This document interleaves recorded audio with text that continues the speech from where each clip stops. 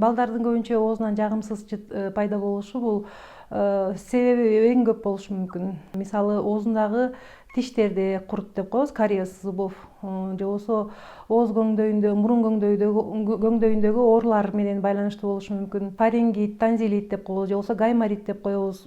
Ошол андан тышкары ашказан, иче карын оорунда кандайдыр бир оору болгондо, көбүнчө азыр өтүндө проблема болгондо, жана азыркы учурда дискинезия деген нерсе көп болуп атат. Өтү жакшы иштебей, өтө жакшы куйбаганда, тамак жакшы сиңбей, ошондон да жагымсыз жыт болушу мүмкүн. Анын кесепетинен жана ашказан сезгениши мүмкүн, гастрит, панкреатит деп коебуз. Ошол ооруларда жагымсыз жыт болушу мүмкүн. Анан азыркы мезгилде өтө көп жолуккан бул ичегиде курттар болгондо, алар дагы жагымсыз жыт бериши мүмкүн. Жагымсыз жыт каап келиши мүмкүн да. Мындан тышкары бөйрөк оорусунда, сахарный диабет оорусунда дагы ошо ооздон жагымсыз жыт келиши мүмкүн.